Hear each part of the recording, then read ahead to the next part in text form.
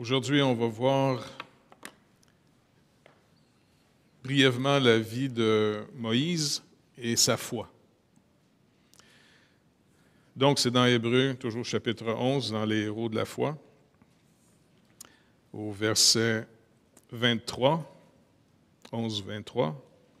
C'est par la foi que Moïse, à sa naissance, fut caché pendant 3 mois par ses parents, parce qu'ils virent que l'enfant était beau et qu'ils craignèrent pas l'ordre du roi. C'est par la foi que Moïse, devenu grand, refusa d'être appelé fils de la fille de Pharaon, aimant mieux être maltraité avec le peuple de Dieu que d'avoir pour un temps la jouissance du péché.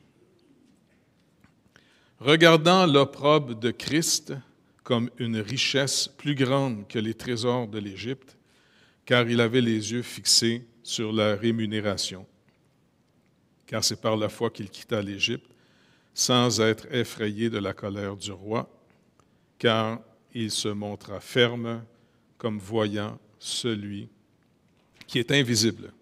Et c'est par la foi qu'il fit la Pâque et l'aspersion du sang, afin que l'exterminateur ne touchât pas au premier-né des Israélites.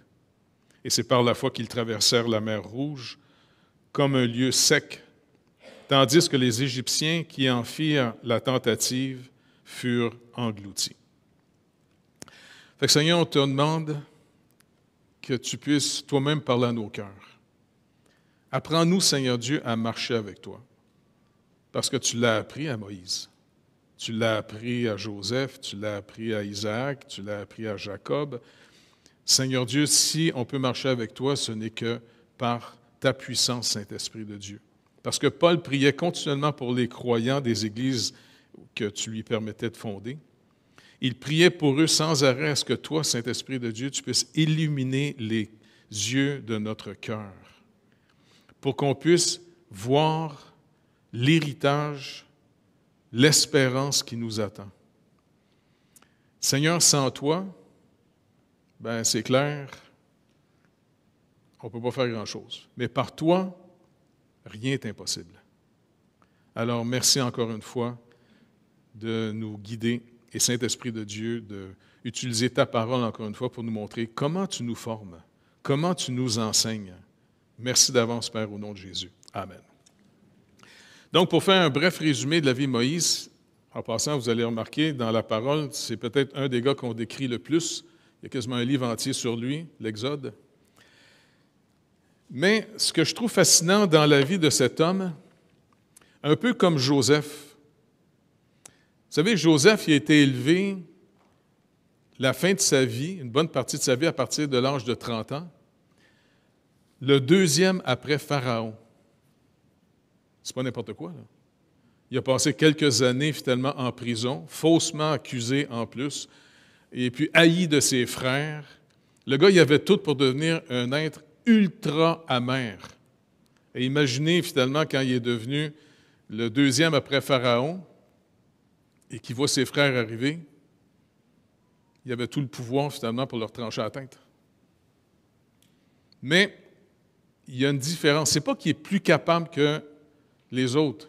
La présence de Dieu dans sa vie. Quand on lit le texte, il est toujours mentionné comment Dieu était continuellement avec lui, même quand tout le monde était contre lui. Et c'est comme ça qu'il y a eu le contraste de finalement perdre de plus en plus l'espoir dans le naturel, parce que c'est normal finalement de... y a-t-il quelqu'un ici qui a confiance dans sa banque? Y a-t-il du monde, des fois, qui sont tentés d'aller acheter un petit billet de loterie, surtout quand ils vous présentent qu'il y a 60 millions qui va gagner? Moi, j'ai dit au Seigneur, si tu veux que je gagne, il faut que quelqu'un te donne le billet, je n'irai pas l'acheter. Parce que tu vas me mettre dans le trouble après. Parce que souvent, des fois, quand on va à la caisse, là, les gens, les caissières ou les caissiers, souvent, voulez-vous un billet de loterie? Fait que souvent, je dis, non, ça peut gâcher ma vie si je gagne. Mais je me dis, ce qui me fascine le plus de ces hommes-là, entre autres Joseph et Moïse, et aussi les fils de Joseph, Éphraïm et Manassé, Ils sont élevés finalement comme des princes en Égypte. Et puis, ils ont la présence de Dieu, l'action de Dieu sur leur vie était plus forte que l'attraction de la sécurité naturelle. Imaginez finalement que vous deveniez finalement, je ne sais pas moi, l'assistant de Bill Gates, qui vous dit, écoutez, je t'engage, là, tu vas gérer toute ma fortune, OK? Puis je te donne un salaire d'1 million par mois. Ça fait-tu ton affaire? Eh bien, finalement, ces gars-là, ils ont vécu dans une hyper-richesse de l'empire, un des plus riches de l'époque. Et Moïse, on connaît son histoire, ses parents ont refusé de le tuer, qui était un ordre gouvernemental, un peu comme notre Canada se fait en ce moment aussi, là. Fait que je vous encourage à ne pas écouter finalement les conseils du gouvernement fédéral et provincial. Ça marche, puis je ne veux pas en parler plus, ça va gâcher mon message. Mais ils ont résisté l'ordre du roi qui était, dès qu'un petit garçon naissait, il devait le noyer dans le Nil. Et puis là, c'est intéressant de voir ici que l'auteur rappelle, ils ne l'ont pas noyé parce que l'enfant était beau. S'il aurait été laid, il l'aurait-tu noyé? Et puis, quand la même histoire racontée par Étienne dans Acte 7, Étienne rajoute une petite définition au beau. Il était beau aux yeux de Dieu. Moi, j'ai l'impression finalement que le Seigneur avait déjà mis à part cet enfant-là et que le Saint-Esprit agit finalement sur les parents.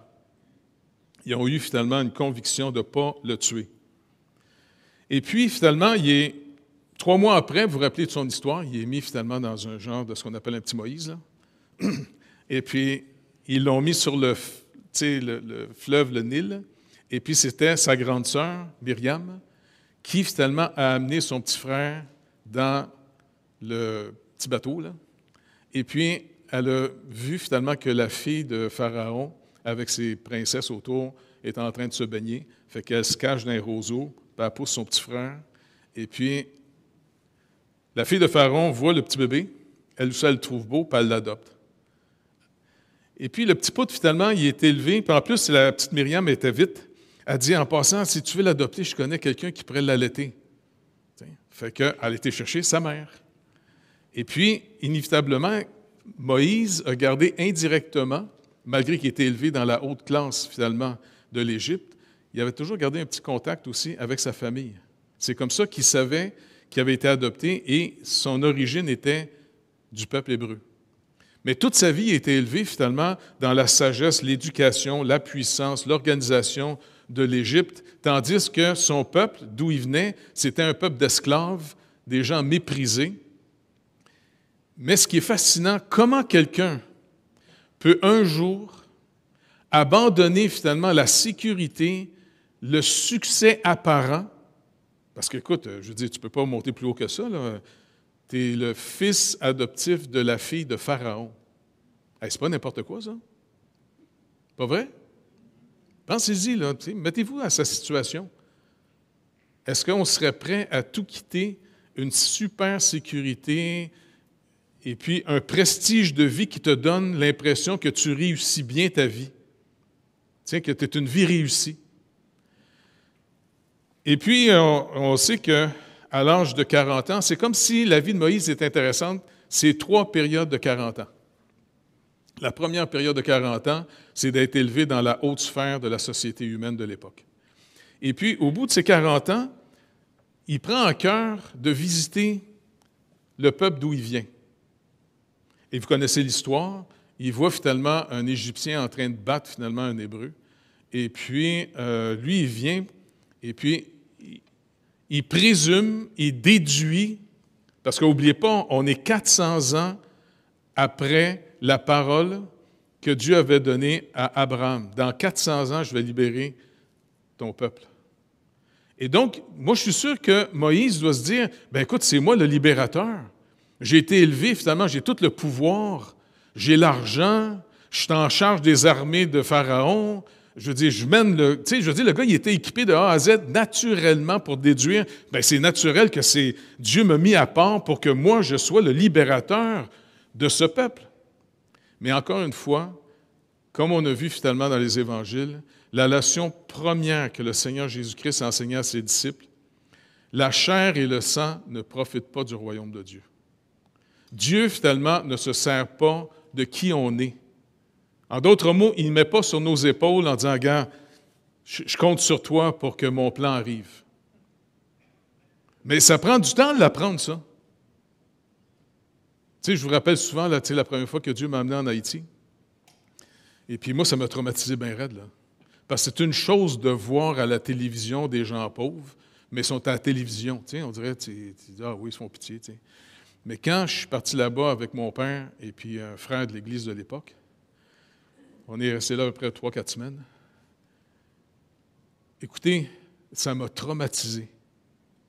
J'ai été complètement bouleversé de voir des enfants chercher finalement, parce qu'en arrière de l'hôtel, il y avait une petite maison, j'avais été voir les gens là, tu sais, puis vraiment pauvres, les gens, tu sais, bien gentils, tu sais, fait que j'allais souvent, tu sais, on soupait à l'hôtel, fait que je pognais du stock un peu dans mes poches, puis je suis allé à la petite maison en arrière pour, tu sais, donner un peu de nourriture à ces gens-là, tu sais.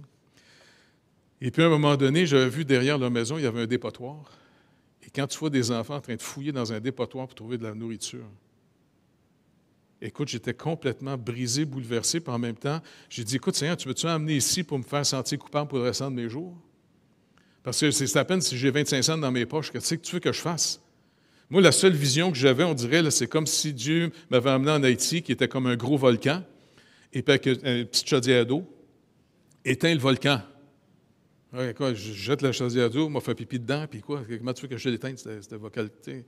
Puis ça m'a tellement traumatisé que quand je suis revenu, la nuit, je me réveillais régulièrement. Et puis, j'en avais quasiment le goût de pleurer à toutes les fois en disant, ils sont encore là, ces gens-là. Ils sont encore là. Puis, je vous le dis, c'est... Tu sais, tu es chez vous, dans le confort, tu es chez vous, il y a de la nourriture. Je veux dire... Puis quand tu entends les gens se plaindre après, hey, il y a des impositions des mains d'en face qui se perdent. Tu dis, tant que tu n'es pas sorti de ton pays, là, on est finalement des mous morales. Parce qu'on est des assistés sociaux chroniques dans notre tête. Et puis finalement, je vous le dis, à toutes les fois que je chantais des gens faire du barbecue avec du charbon, ça me rappelait Haïti. Parce que les gens font de la nourriture comme ça, tu sais. Et puis j'étais mal. Puis à un moment donné, je me disais, je ne veux plus jamais y aller, je ne veux plus y aller. Puis le Seigneur m'a truqué. Parce que j'avais été en Haïti avec mon père puis avec un frère, parce que vous vous rappelez, une année ou deux avant, on avait pogné une petite crise à l'Église, je revenais de France, là, puis c'est là qu'on avait fait une période de jeûne puis de prière. Je ne sais pas si tu te rappelles, Pierre, tu étais là dans ce temps-là aussi. On jeûnait, on priait, puis c'est là qu'avec 2 autres frères, le Seigneur nous avait mis vraiment à cœur d'aller en Haïti. Puis moi, je demande souvent un signe au Seigneur en disant, ouais, comment on peut savoir si c'est ta volonté? Je peux-tu avoir un signe extérieur? Et puis, un de mes frères, finalement, qui dit, hey, c'est drôle que depuis que je prie pour Haïti, qu'on prie, les gars, je nous vois qu'on va y aller sur un gros bateau blanc. Puis en plus, on va le conduire. On va le conduire. Je veux dire, moi, je sais comment faire avec un canot, là, mais tu sais, un bateau. Et vous savez-vous quoi? Le responsable de la mission à Lennox à l'époque m'appelle et il dit, écoute, on a besoin d'un pasteur qui parle français et anglais. Parce qu'on vient d'acheter un bateau, finalement, c'était où, en Norvège, en Finlande? C'était en Norvège? Et puis, finalement, il dit, regarde, parce qu'on va faire plusieurs pays des Caraïbes, francophones et anglophones, fait qu'on a besoin d'un pasteur qui parle anglais-français, et puis on va emmener du stock pour les missionnaires là-bas. Je dis, OK, on va-tu en Haïti? Oui, oui, mais c'est juste quelques jours. Puis le Seigneur m'a truqué, parce qu'on est resté 1 mois et demi en Haïti. Mais oui, ça fait que j'arrive finalement avec une petite équipe en Floride. Et puis le bateau, je dis, c'est un bateau. Mais le bateau était gris et noir. Il n'était pas blanc pantoute. Mais c'est là, vous vous rappelez l'histoire, tu sais, c'est comme dans les films américains, là. Il y a un riche Américain qui nous a vus, c'est un chrétien, puis il dit, hey, tu sais, il a su on partait en mission, puis on était promenés, parce qu'il y a des gens qui nous avaient donné, on avait attaché un Jeep, même sur le bateau, pour l'amener là-bas, tu sais. Et puis il dit, je peux-tu rencontrer votre cook?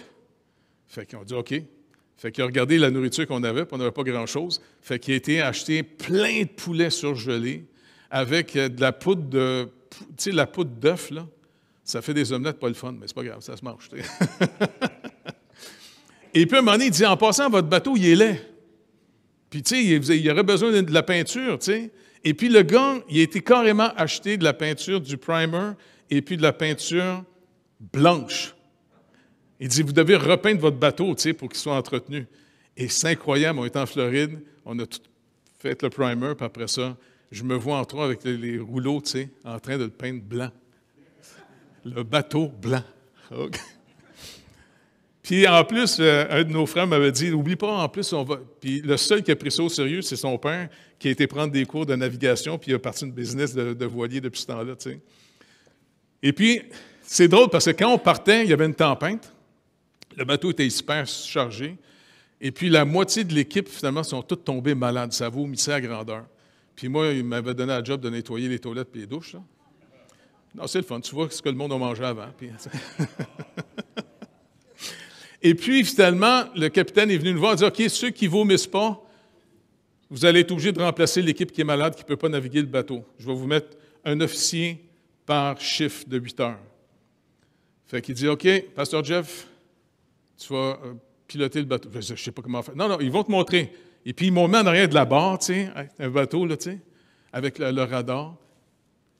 Puis là, j'étais là la nuit en train de piloter le bateau blanc en Haïti. J'en revenais pas, je capotais bien raide en disant, écoute, j'étais ému, puis je disais au Seigneur, comment tu fais pour être capable d'utiliser des imbéciles comme moi pour faire ton plan? T'as pas peur, là? Et puis on naviguait, puis à un moment donné, je voyais au loin, parce qu'on arrivait vers le nord, tu sais, et là, tu vois comme Haïti sortir de l'eau, tu sais, de la montagne. Et quand je suis arrivé là-bas, le Seigneur m'a appris une leçon. Si je t'appelle, comme l'Épître aux Hébreux le rappelle ici, dans le chapitre 6, soyez comme ceux qui, par la foi et la persévérance, savent hériter les promesses de Dieu. Et puis, finalement, je disais, OK, ça va être intéressant de voir comment tu vas pourvoir. Quand on regarde la vie de Moïse, là, au début, le gars, il est parti en pensant que Dieu lui donnait une mission. Et lui, il est parti avec de la richesse, de la capacité. Il était sûr que, écoute, Dieu a permis que je sois le gars le plus capable. Puis c'est sûr qu'il devait être un gars très fort, très capable, une organisation incroyable. Mais vous vous rappelez comment il a réglé le problème qu'un Égyptien, finalement, frappait un Hébreu, tout ça? Il a fait une imposition des mains d'en face. Et puis, il a tué l'Égyptien.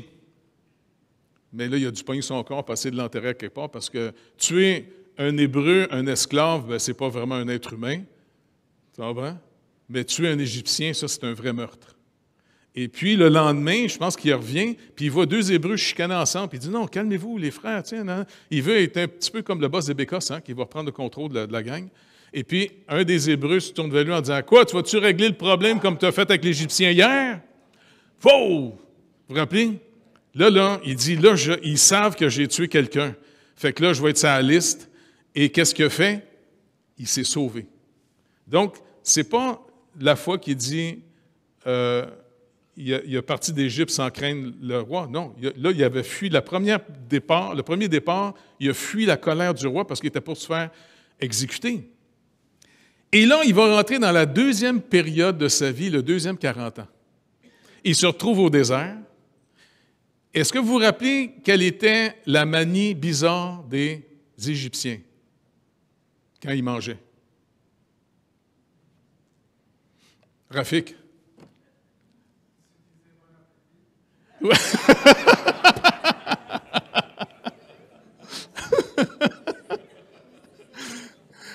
En réalité, les Égyptiens de l'époque, ils ne mangeaient jamais avec des gens qui étaient des travailleurs sur le terrain, soit des bergers. Vous vous rappelez, quand Joseph a venu ses frères, c'était des bergers. eh bien, ils étaient tous séparés d'eux autres. C'était une abomination pour eux autres de manger avec, tu sais, je ne sais pas, c'était quoi, c'était... Comment? Oui, c'est ça, tu sais, les éleveurs. Et puis, lui, il se retrouve à Madian, et puis il se retrouve finalement dans un peuple qui élève des moutons. Et il se retrouve finalement du top de l'Égypte chez un petit peuple qui est rien à ses yeux de la culture dans laquelle il était élevé. Et ça, c'est intéressant, encore une fois. Il a vécu 40 ans là, il a marié une des madames, qui n'avait pas l'air reposante, parce qu'à un moment donné, son beau-père est obligé de la ramener. Et puis, finalement, ce qui est fascinant, c'est que Dieu va l'amener dans une période d'humiliation. Il enlève tout ce qui donne à Moïse l'impression que lui, il est capable de faire la volonté de Dieu, de libérer le peuple. Et un jour, 40 ans plus tard, vous vous rappelez, il est en train de prendre soin d'un troupeau de son beau-père, quelque part, tu sais, et puis là, il voit un buisson qui brûle, mais qui ne se consume pas. Et puis, il entend même une voix. Tu sais, c'est quand même spécial. Moi, ce qui m'encourage dans cette histoire-là, c'est que Dieu, quand il nous appelle à une œuvre, il ne nous met pas ça sur ses épaules pour qu'on le fasse par nous-mêmes. Il va d'abord se faire connaître à Moïse. Et ça, c'est fascinant. Quand vous lisez, par exemple, au chapitre 2 et 3, 4, c'est-à-dire de l'Exode, il voit, tu sais, il s'en va vers le buisson parce qu'il est fasciné, il se demande c'est quoi ce phénomène-là. Et puis là, il arrive proche de ça, il entend une voix, « Moïse, Moïse, oui, c'est moi, quoi? Enlève tes souliers, tu es sur un terrain saint ici. » OK, il enlève ses sandales, tu sais, marche sur le terrain. Et puis, Dieu, il dit, « J'ai entendu les cris de mon peuple qui sont tourmentés, puis ainsi de suite. Je vais aller le libérer, tu vas retourner. » Là, il est là, « Oh, tu sais. Et quand ils vont me demander, c'est qui me parle, tu diras, c'est Yahweh, l'Éternel, qu'on traduit dans nos Bibles, l'Éternel. Mais là, attends, ils vont-tu me croire, tu sais? Puis il dit, gars, m'a donné un signe. Qu'est-ce que tu as dans ta main? Il y avait un bâton, une verge de berger. Il dit, jette-la à terre. Il jette sa verge, son bâton à terre, ça devient un serpent. Il panique bien raide, Puis Dieu, il dit, non, prends-le par la queue. En passant, si jamais vous voyez un serpent, prenez-le pas par la queue. La tête va revenir.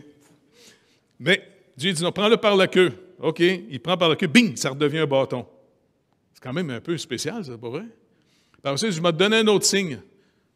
Prends ta main, rentre-la sur ton cœur. Sors-la, bing, il y a la lèpre.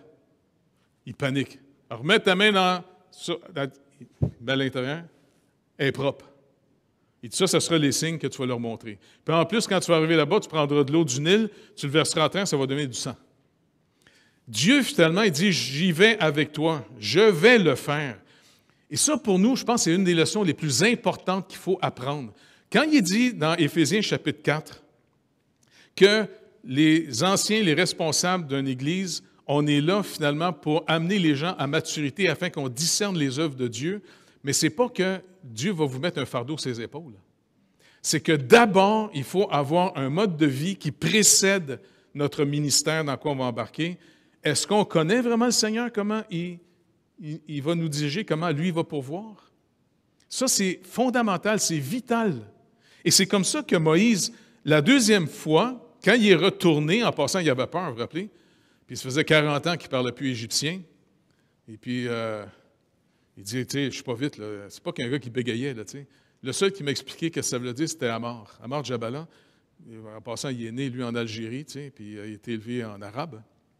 Et puis, quand ses parents ont déménagé en France, bien, il a vécu à partir, je pense, de 16-17 ans en France. Et puis, quand il retourne maintenant en Algérie chez ses parents, il dit, toute ma famille rit de moi parce que j'ai perdu mon arabe. J'ai plein de mots français là-dedans, puis c'est tout croche, mon arabe. Fait qu'il dit, ça doit être comme ça, que Moïse a perdu son égyptien. Et puis quand tu sais, puis il dit, non, tu sais, puis là, Moïse est devenu tellement humble, un peu peureux. Il est prêt à laisser sa place à un autre. Non, regarde, tu peux appeler qui tu veux. C'est le fun de voir Dieu s'énerver des fois. Hein? Hey! Il dit, regarde, si tu n'es pas capable de parler ton frère, là, c'est une gragnole, fait qu'il va parler à ta place. Tu lui diras ce que je te dis. Et lui va être ta voix. Ça marche? OK. Puis en passant, quand tu vas partir, il va venir te rejoindre. Puis il va être tellement content de te voir. N'oublie pas, c'est 40 ans plus tard. Là. Et donc, Moïse s'en va. Moi, ce que je trouve fascinant, il s'en va maintenant avec Dieu. Le premier 40 ans, il était quelqu'un il croyait en lui par les moyens que Dieu lui avait donnés, d'être la plus haute société, avec tout l'argent qu'il fallait. Il était en charge même de certaines armées. Il paraît finalement que c'était un homme exceptionnel. Et il se regardait plutôt qu'il regardait à Dieu.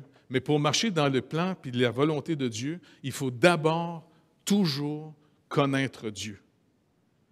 Et faites attention de sauter cette étape-là.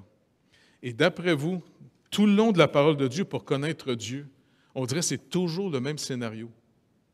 Il faut que tu perdes confiance dans les moyens naturels. En d'autres mots, Dieu va permettre des épreuves. Ou est-ce que tout ce qui est naturel, tout ce qui sont même des amis autour de toi, tout ce qui était un appui va s'écrouler et il va t'apprendre tranquillement comment on dépend de lui. Et il va commencer lui-même à s'occuper de nous. Et ça va créer une nouvelle assurance en nous qui est celle que Dieu seul peut produire. Ça, moi, je trouve que c'est vraiment important, ça. Et puis, notre modèle le plus grand, Moïse, c'est un modèle incroyable, parce que pendant 40 ans, il est humilié, il devient un monsieur de rien. Moi, je suis sûr là, que ce gars-là, il ne devait pas avoir une bonne image de lui à la fin. Il devait penser qu'il était un échec total, qu'il a gâché le plan de Dieu, en disant, j'ai dû gâcher le plan de Dieu, c'était moi le libérateur, et puis j'ai tué quelqu'un, puis 40 ans plus tard, imagine-toi 40 ans à jongler ça dans ta tête, ton échec, puis tu te retrouves dans une position, dans un petit village de rien, et puis tu dis, hey, le peuple est toujours en Égypte en train de crier à Dieu, ils sont dans l'esclavage, jusqu'à ce que 40 ans plus tard, il y a 80 le gars. 80, là, c'est 80 quand même.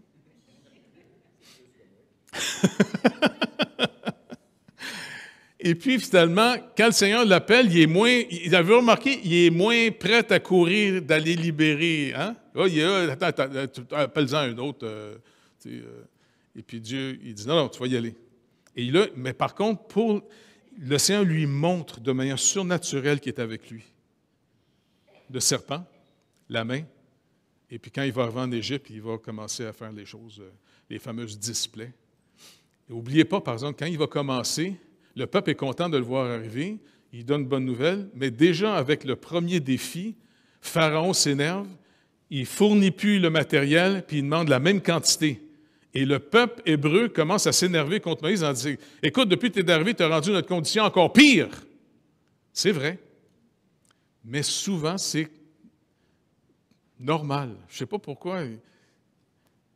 Mais en tout cas, jusqu'à la fin, comme il dit, avec l'agneau qu'ils ont immolé, l'ange exterminateur passe au-dessus des maisons où il y a le sang.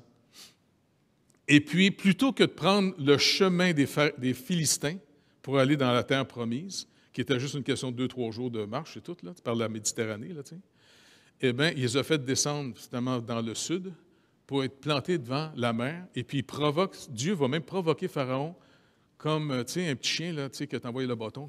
Ah oui! Et puis, Pharaon s'énerve, il veut aller les rechercher. Et là, ils ont la mer devant eux autres, et puis ils voient l'armée de Pharaon s'en venir en arrière. Mais Dieu veut faire une leçon fondamentale pour apprendre à marcher avec lui. Et c'est pour ça qu'il faut faire attention. Je vous le dis, c'est important. Entre nous tous ici, là, avant de s'embarquer trop vite dans l'œuvre de Dieu, là, demandez-vous, est-ce que vous êtes sûr d'abord que Dieu vous a appelé? Parce que quand Dieu appelle, il justifie. Si vous dites, non, je suis capable de faire la job parce que moi, j'ai l'éducation, moi, j'ai des diplômes, moi, je suis capable, moi, je suis bon là-dedans, bien là, t'es Moïse dans les premiers 40 ans. C'est pas bien bon, ça. Si on veut vraiment apprendre à marcher avec Dieu, il faut, en tant qu'assemblée, continuellement dire, est-ce qu'on le connaît? Est-ce qu'on l'a connu pour vrai? Ou bien on a juste entendu parler de lui? C'est une chose. Moi, je suis sûr que Moïse a entendu parler de Dieu et la promesse que Dieu a faite à Abraham. Ça devait être dans leur tradition, ça. C'est pas pour rien qu'il a pensé qu'il était le libérateur. Et c'est vrai qu'il l'était. Mais il ne l'était pas naturellement. On entre dans l'œuvre de Dieu surnaturellement. On le suit. Parce qu'en passant, même pour l'œuvre de Dieu, qu'est-ce que Jésus a dit? Je bâtirai mon Église. Il n'a pas dit « vous bâtirez mon Église ».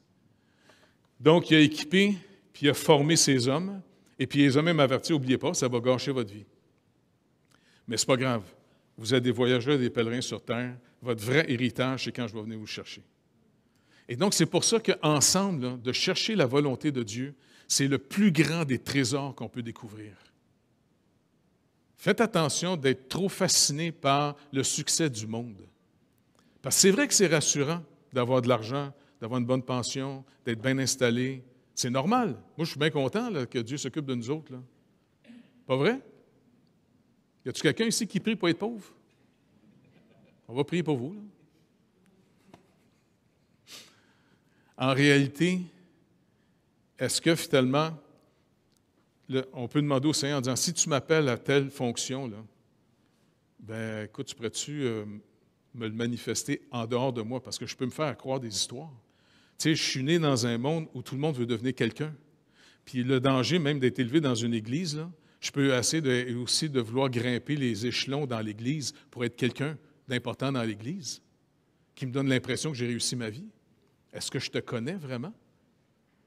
Et donc, moi, je pense que l'histoire puis la vie de Moïse est une histoire fascinante.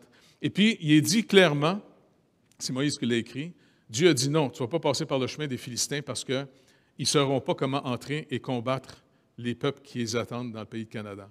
En d'autres mots, même le peuple, Dieu les a fait passer en ouvrant la mer devant eux. C'est quand même un phénomène un peu spécial, c'est pas vrai? Ils l'ont passé à sec. Les Égyptiens pensaient qu'ils étaient capables, comme eux autres. Je ne sais pas comment ils ont analysé ou interprété que la mer s'était ouverte de même. Là. Je ne sais pas du tout. Là. Ils ont peut-être pensé que c'était un phénomène naturel. Je ne sais pas. Tu sais.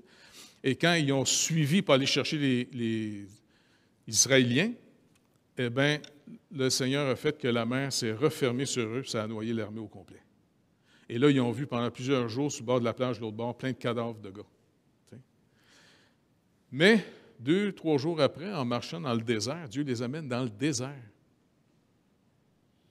Ils ont soif. Et là, ils s'en viennent voir Moïse, et puis ils sont bien énervés contre lui. Il dit, il n'y avait pas assez de cercueils en Égypte pour nous enterrer. Coudonc, Dieu es-tu avec nous autres? Ils viennent d'avoir un phénomène incroyable.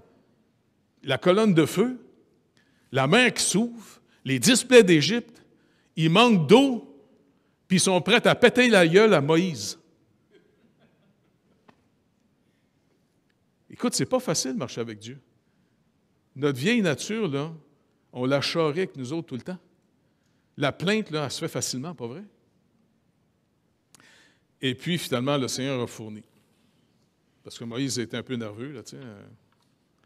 Et tout le long des 40 prochaines années, je ne sais pas combien de fois il a manqué de se faire lapider, se faire renverser, surtout par des petits bosses de bécosse qu'il y avait dans le peuple. Entre autres, dans Nombre 16, c'en est une bonne. Et puis après ça, quand Corée, Dathan et Abiram, un moment donné, on dit à Moïse, « C'est assez! Nous autres, on n'est plus capables que toi. Là, t'es qui, toi et ton frère, là, pour nous mener? » Puis lui, il va leur dire, « Écoutez, on n'est rien, nous autres. » Là. Puis eux autres, je suis sûr que c'était humainement, ils se regardaient bien plus, ils se considéraient bien meilleurs que Moïse et Aaron, je suis sûr. Et là, Moïse a dit, « Attendez, attendez. Quand Dieu appelle, nous autres, on n'est rien, c'est lui qui justifie. » Fait qu'il dit, « Demain, on va mettre des bâtons, chaque tribu, un bâton. » Tu sais, dans la tente de l'assignation, vous vous rappelez? Et puis demain, on va se présenter avec des encensoirs. Et on va voir c'est quoi la réponse de Dieu. Et le lendemain, quand ils sont présentés, il y avait une seule verge qui avait carrément fait des feuilles, des fleurs et des amandes. Le bâton d'Aaron, là, il était aussi mort que les autres bâtons. Dieu, quand il appelle, il justifie. Et c'est pour ça que dans l'œuvre de Dieu, on ne devrait jamais, au bout du compte, devenir orgueilleux et arrogant contre les autres. Car sans Dieu, on ne pourrait pas marcher avec lui. Mais par lui, il n'y a rien n'est possible. C'est ça qui est fascinant. Quand Dieu appelle, il justifie. Si il justifie, il glorifie. Et pour finir, d'après vous, quelle est la gloire de Dieu? Je vous l'ai souvent répété, là, mais qu'est-ce que la gloire de Dieu? Exode 33 ou 33, je crois. Quand Moïse avait demandé « Montre-moi ta gloire », Il n'a pas montré son hyper-puissance. Nous autres, là, de notre côté, dans la chair, quand on demande c'est quoi ta gloire, les gens vont montrer leur force, leur richesse, leur capacité. Dieu dit, m'a te montrer ma gloire.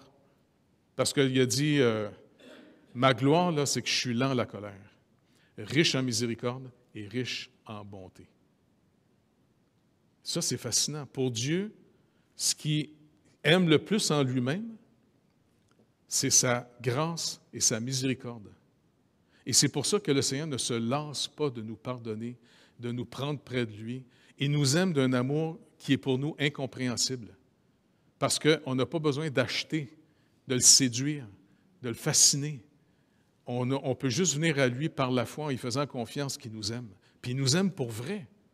Il nous aime véritablement. Il a tellement aimé le monde qu'il a donné ce qu'il y a de plus précieux. Il n'a pas donné de l'or et de l'argent. Il a donné carrément la deuxième personne de la Trinité qui est éternelle, qui s'est incarnée en être humain pour venir subir la colère de la justice de Dieu que nous méritons tous. Et savez-vous que maintenant, en Jésus-Christ, il n'y a plus pour nous de condamnation. Ce n'est pas qu'on est meilleur que les autres. Oui, c'est vrai que Dieu veut désamorcer en dedans de nous l'arrogance, l'orgueil, la méchanceté. Comme Jean l'a dit, si tu as connu l'amour de Dieu, tu aimes. Tu sais, dans le sens, c'est en recevant son amour, ça vraiment fait une œuvre dans notre vie. Et de plus en plus, on n'est pas en train de revendiquer, parce que tout ce qu'on a, on l'a par pure grâce. On ne l'a pas par mérite, nous autres. Là. Donc, en finissant, pourrais-tu demander au Seigneur qu'il puisse illuminer les yeux de notre cœur? Puis pas juste en tant qu'individu, mais en tant qu'individu, puis en tant que collectivité ensemble, pour qu'on puisse rester dans l'unité de l'Esprit de Dieu. Et cette unité, c'est comment on peut voir à qui Dieu envoie les ballons. Tu sais, comment on peut continuer à prier, par exemple, pour Pierre, puis la mission que Dieu lui a donnée. Tu sais, de voir... Même chose pour Pierre Baillargeon, comment le Seigneur l'utilise, comment tu coaches d'aller annoncer l'Évangile en prison, puis que des gens sont en train de se tourner vers le Seigneur. Même chose avec Normand en ce moment, qui, avec toute son équipe, avec Jacques, puis les autres sont en train de faire une rénovation complètement à la Macasa. Prier pour Pasteur Clermont, à qui on a délégué finalement, que j'ai délégué finalement, toute la coordination de la mission en Haïti. Prier pour le doc aussi, Stéphane, qui vraiment fait un travail incroyable. Et lui aussi, il apprend à dépendre du Seigneur là-bas. Et le Seigneur pourvoit d'une manière incroyable en Haïti. Malgré, finalement, le blocage des routes, là. Savez-vous quoi? Le container qu'on a envoyé pour de l'argent, puis les médicaments, puis toutes les choses, là, notre ami, finalement, comment il s'appelle déjà? Comment? Bien, il y a M. Bourassa qui a fourni du stock, là, mais il y a un gars, un de nos frères en Haïti, qui travaille avec la MEBSH, qui est douanier là-bas, qui coordonne. Il a fait... Herbie, c'est vrai. Et puis Herbie, finalement, il savait que le container ne pourrait pas passer au travers de Carrefour. Ça aurait été kidnappé, puis il l'a fait rentrer dans un autre port. Il a dévié ça. Ça a rentré finalement au CAI, et puis ça a fourni toute notre clinique. Et en même temps, tout le stock que Santé internationale nous donne, ça fournit aussi les autres hôpitaux de la place. C'est incroyable ce que Dieu fait. T'sais?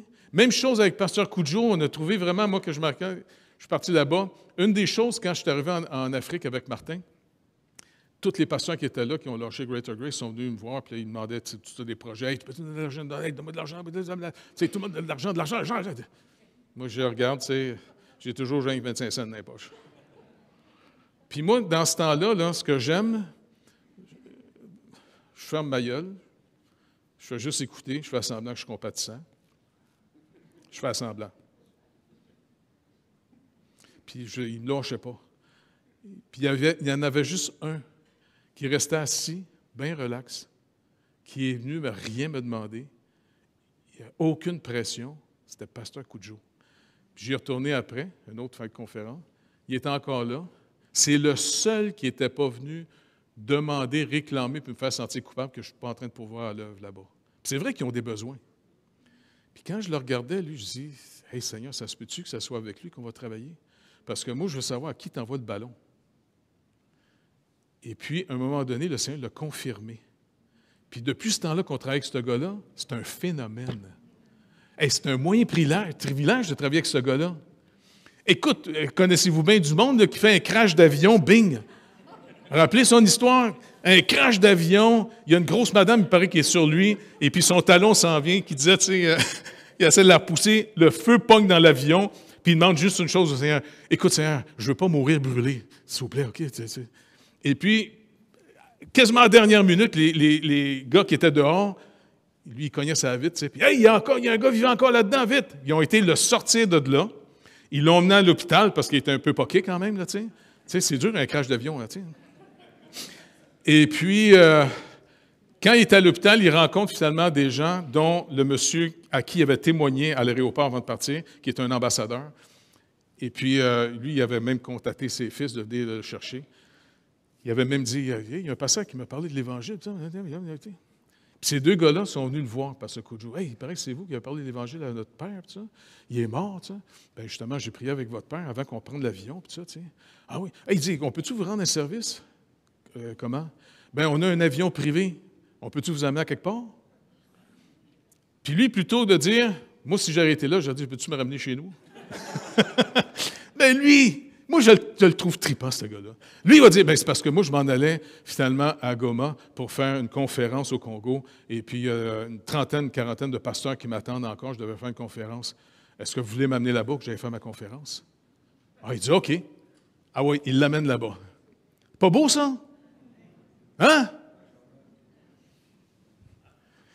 Mais tout ça, ça se fait si le Seigneur nous rassure puis nous apprivoise. Pas vrai? Parce qu'on n'aime pas les problèmes. En tout cas, moi, personnellement, je ne les aime pas. Ce qu'on aime, c'est que ça aille bien. Et souvent, on veut de la richesse, puis on veut de la sécurité pour que ça produise de la paix. Mais le Saint-Esprit veut produire en nous une paix, la paix de Dieu, qui va nous donner une sécurité pas normale. Et c'est comme ça qu'on peut continuer à marcher avec Dieu jusqu'au jour qu'il va nous annoncer, eh bien, écoute, tu t'en viens à la maison bientôt. Ah, wow! Ouais, il va t'envoyer ton billet d'avion bientôt.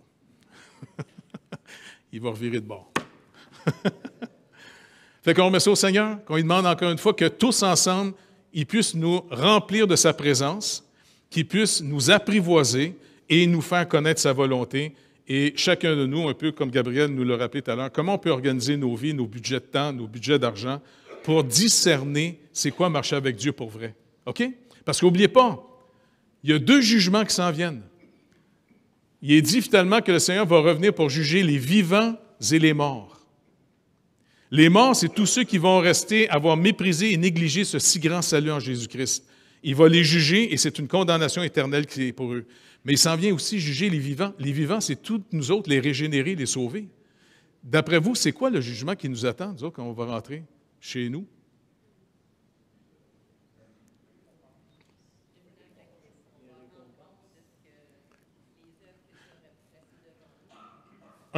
D'avoir... Écoutez, quelqu'un de trop obsédé de lui-même, il est bouché des 2 oreilles, parce qu'il se parle trop. Et puis quelqu'un, par contre, qui cherche la volonté de Dieu, ne cherche plus ses projets pour devenir quelqu'un. Donc, le premier plan, c'est de chercher la volonté de Dieu. Comme Jésus a dit à ses disciples à l'époque, « J'ai mangé une nourriture que vous ne connaissez pas. » Ah oui? Moi, ma nourriture, c'est de faire la volonté de celui qui m'a envoyé. Et dans Jean 17, quand Jésus prie pour ses disciples, et c'est une prière qui va jusqu'à nous autres aujourd'hui, là, « Comme j'ai été envoyé, je vous envoie. » Et maintenant, nous, là, c'est de discerner, c'est quoi la volonté de Dieu pour nous? Ça n'a pas besoin d'être des grandes affaires. Peut-être que le Seigneur va vous mettre à cœur de nettoyer les toilettes. Ça va être la volonté de Dieu. Ce qui compte, c'est d'avoir discerné qu'est-ce que la volonté de Dieu. Et ça, c'est ce qu'il y a de plus précieux, parce que dans 1 Corinthiens, chapitre 3, si je ne me trompe pas, c'est au chapitre 3, je pense, où Paul parle qu'on va tous comparaître devant le Seigneur et on bâtit sur le fondement qui est Jésus-Christ. D'abord, le fondement de notre vie, c'est Jésus-Christ mort pour nous, tout est accompli, on est pardonné, on est racheté, il a mis sa justice à notre compte. Ça marche? Tout est réglé. Ça, c'est le fondement. Sur un fondement, tu bâtis quelque chose. Jésus-Christ, c'est le fondement de notre vie. On va bâtir quoi? On va bâtir avec ses matériaux. On va bâtir selon son plan. Mais il faut le savoir. Puis on peut juste dire au Seigneur, il y a rien que toi qui peux nous le dire, Seigneur, on ne peut pas monter au ciel en disant, tu sais, on n'a pas un téléphone rouge avec toi. Allô, c'est quoi, tu sais? Qu'ils nous le disent et que ça soit confirmé. que ce ne soit pas des histoires qu'on se raconte. OK? On va y demander. Fait que Seigneur, pas en cause qu'on le mérite. Ça, tu nous le montres assez clairement. Qui connaît même souvent sa motivation? Mais Seigneur, quand tu es mort, Jésus, sur la croix, tu es mort en prenant à ton compte nos péchés, nos iniquités. Et Seigneur Jésus, tu as subi la colère de la justice divine. Maintenant, Seigneur Dieu, que tu as payé notre dette, tu dis, comme Paul nous le rappelle dans 2 Corinthiens 5, 21, que toi qui as pris à ton compte nos péchés, tu as mis maintenant à notre compte ta justice. Et ça, c'est la justice de Dieu. Seigneur, c'est pour ça qu'on va prier au nom de ta justice, Seigneur Jésus. Et on te demande, Seigneur Dieu, en tant qu'assemblée, et chacun de nous ici comme membres, tu peux-tu continuer à nous montrer ta volonté pour tout ce que tu veux qu'on fasse, autant d'ici, dans l'Église, avec, Seigneur Dieu, le rayonnement qu'on fait autour Fabreville puis au Québec, jusque, Seigneur Dieu, en Haïti, en Afrique, éventuellement peut-être en Algérie, et comment aider les églises aussi en France, qui nous demandent d'y retourner régulièrement, et puis de continuer à bénir l'Église que Maina et son équipe est en train de faire en Ontario. Mais on te demande une chose. Seigneur, illumine les yeux de notre entendement, de cœur. Seigneur, s'il vous plaît, ouvre nos oreilles pour qu'on puisse entendre ta parole. Parle-nous. Tu nous as accordé le Saint-Esprit. Le Saint-Esprit, c'est l'esprit de la famille. C'est l'esprit de la communion. Fait que Saint-Esprit de Dieu, s'il vous plaît, remplis-nous de la connaissance de la volonté de Dieu, notre Père, afin qu'on puisse y marcher avec notre grand frère, Seigneur Jésus-Christ, dans tout ce que tu es en train de faire sur terre par ton corps, qui est nous autres, pour ton Père. S'il vous plaît, Seigneur Dieu. Et merci, encore une fois, déjà d'avance, je peux te le dire, merci énormément pour la bonté et la générosité de la majorité des gens dans l'Église.